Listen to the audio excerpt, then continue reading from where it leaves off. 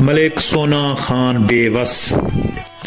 ملک سونا خان بے وس 24 نومبر 1940 کو ضلع بکھر کے قصبے دلے والا میں پیدا ہوئے۔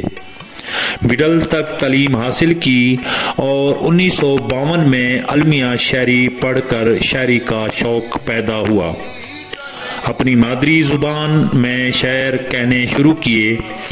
لالا عیسیٰ خیلوی کے والد بزرگوار محترم بابا احمد خان نیازی مرحوم کے ساتھ 1963 سے خاص تعلق بنا، اور بعد میں جب لالا عیسیٰ خیلوی نے گلوکاری کے میدان میں قدم رکھا تو مصور غم ملک سونا خان بے وس نے اپنے خوبصورت کلام سے لالا جی کو نوازا۔ سونا خان کا پہلا دوڑا کر ظلم دی بارش پیار اٹھے گیوں ظالم خود گھبرائے۔ 1974 میں طارق عزیز شو جو کہ اس وقت نیلام گھر کے نام سے مشہور تھا، اس میں گایا۔ لالا عیسیٰ خیلوی نے سونا خان بے وس کا پہلا گیت روندیاں نے جگ وچ اکھیاں نماڑیاں گایا۔ لالا عطا اللہ خان عیسیٰ خیلوی اور سونا خان بے وس کی محبت آج تک قائم و دائم ہے۔ لالا جی نے سونا خان بے وس کا اب تک کا آخری کلام خواجہ غلام فرید کی کافی دلڑی لٹی تیں یار سجن میں ہر انترے کے ساتھ دوڑا گایا۔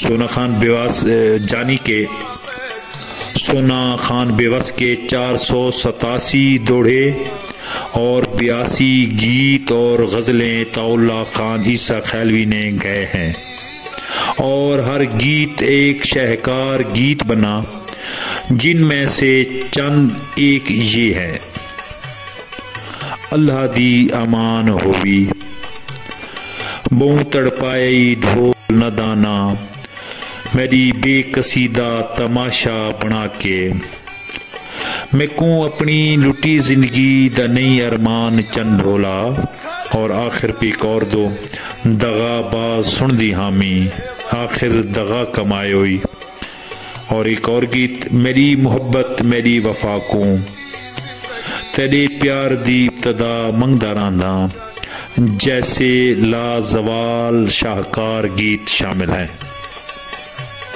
مصور غم جناب سونا خان بے وس ایک درویش سادہ لو خلوص سے پر ایک میٹھے انسان ہیں۔ اس درویش انسان نے آج تک اپنا سلوک نہیں بدلا۔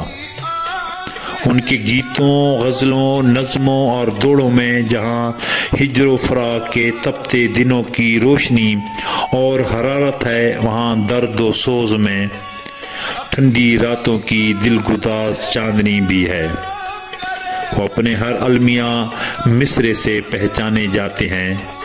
ان کی شاعری لا تعداد واقعات، ان گنت مشاہدات، بے شمار موسم اور دن و رات کے بدلنے کا منظر نامہ پیش کرتی ہے۔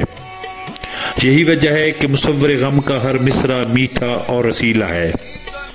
انہوں نے کسی مٹیار کو نچ نچ پہلا پانے کو نہیں کہا، نہ ہی چمٹا بجایا، اور نہ ہی کسی صنف نازے کے خد و خال اپنی شاعری میں وضع کیے، بلکہ یہ کہنا غلط نہ ہوگا کہ عطا اللہ عیسیٰ خیلوی کو اگر مصور غم جیسا بلند پایا شاعر نہ ملتا تو کبھی بھی درد کا سفیر نہ بنتے۔